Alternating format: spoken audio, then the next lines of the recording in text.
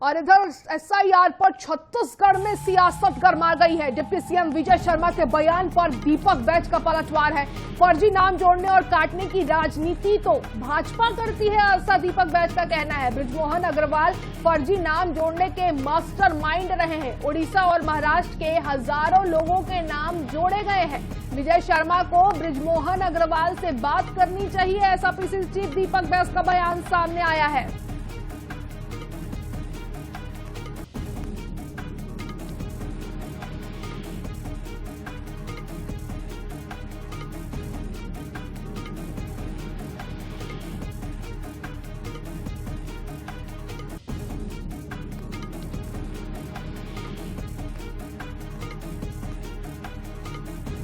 SIR पर छत्तीसगढ़ में भी सियासत गरमा गई है। डिप्टी सीएम विजय शर्मा के बयान पर दीपक बैज का पलटवार है।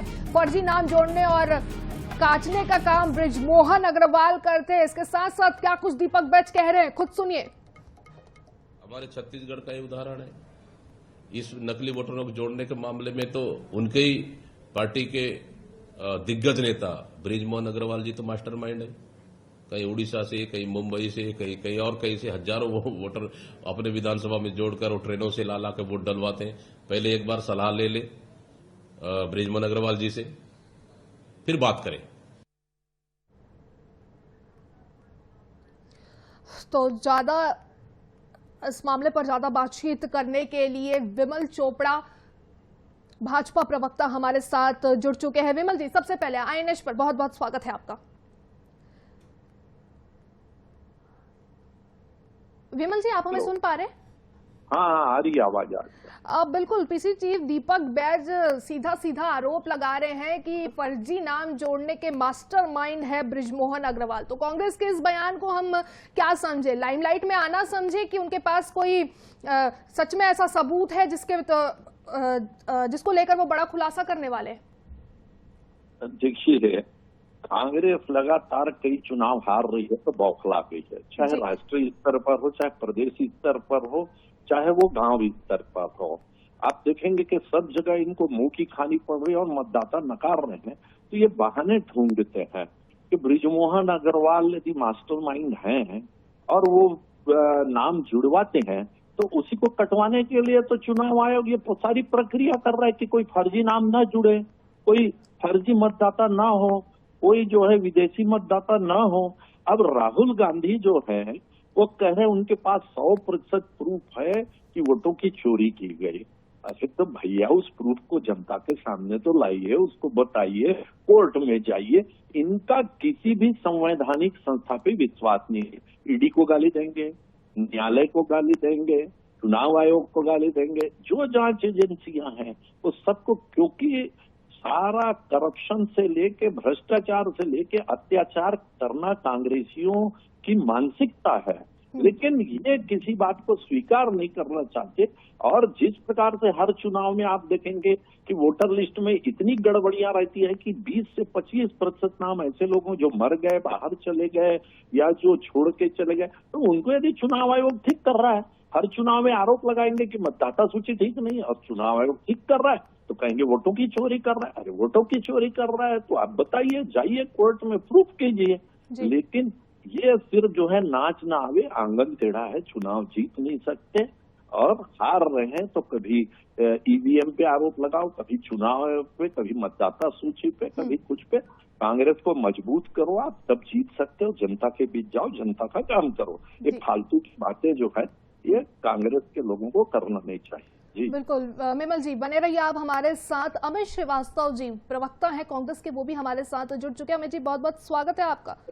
जी धन्यवाद।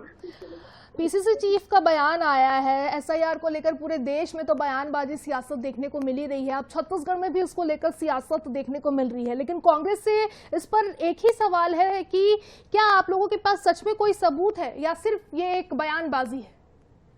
देखिए, बयानबाजी नहीं है, इनका पुराना इतिहास जो रहा है। अगर भाजपा को कोई सबसे अच्छे से कोई काम आता है तो सूची में गड़बड़ी करना, चाहे वो मतदाता सूची हो, राशन कार्ड की सूची हो, चाहे आरक्षण की सूची हो।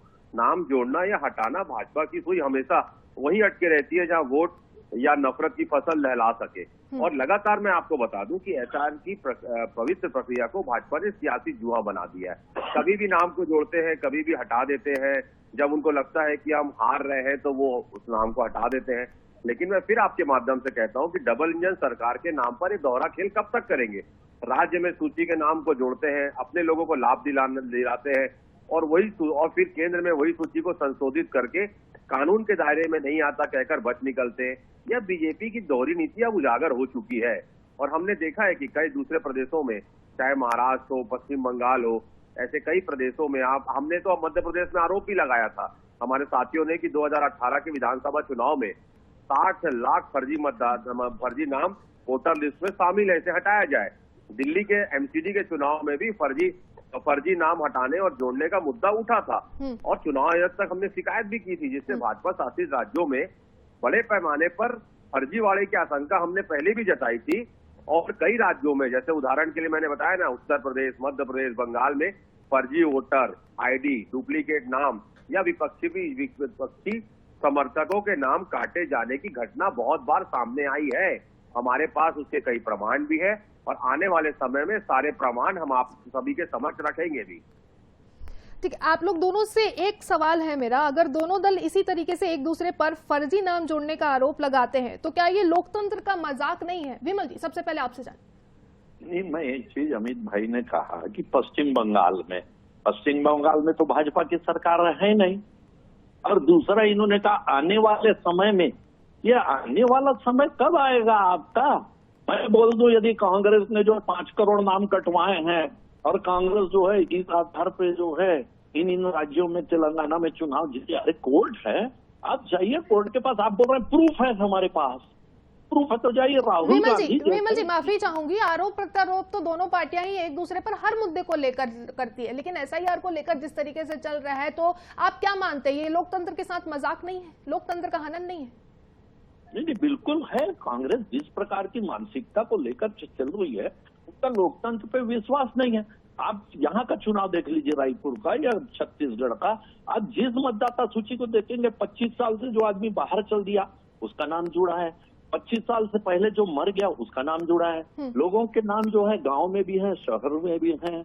लोग जो हैं यहाँ छोड़ करके दूसरे प्रदेशों, उस यदि मतदाता सूची को अपडेट करने का काम यदि कर रहा है तो आप सुप्रीम कोर्ट भी गए हैं और सुप्रीम कोर्ट उसकी देख रेख कर रहा है। सुप्रीम कोर्ट को लगेगा कि नहीं इसमें मतदाता गलत तो होगा, आप सब जगह जाइए ना, आपके पास प्रूफ है तो सुप्रीम कोर्ट में जाइए। आप गए भी हैं, उसका फैसला सुप्रीम कोर्ट देगा, उसको भाजपा भी मानेगी, आप भी मानिए और चुनाव आयोग भी मानेगा। बिल्कुल। विमल जी, अमित जी, आपसे भी इस पर मैं जवाब जानना चाहूंगी कि आरोप प्रत्यारोप तो ठीक है, लेकिन इस तरीके से आप क्या समझते, सीधे तरीके से लोकतंत्र के खिलाफ नहीं है या लोकतंत्र का मजाक या हनन नहीं है?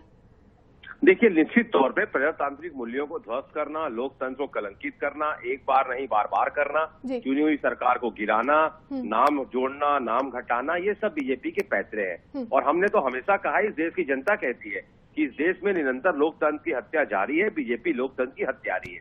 और आप चाहे महाराष्ट्र ले लो, एमपी ले लो, गोवा ले लो, मणिपुर ले लो, मेघालय लो, हर जगह इन्होंने सरकार बनाने के लिए इनका एकमात्र जो रहता है, ध्येय रहता है, वो सत्ता प्राप्ति रहता है। जी, बिल्कुल। तो भाजपा और कांग्रेस दोनों का एक दूसरे पर यही आरोप है कि दोनों ही पार्टियां, भाजपा का कहना है कि कांग्रेस लोकतंत्र का मजाक बनाती है और कांग्रेस का कहना है कि भाजपा ऐसा काम करती है। आप दोनों का हमारे साथ जुड़ने के लिए और तमाम बातचीत करने के लिए बहुत बहुत शुक्रिया।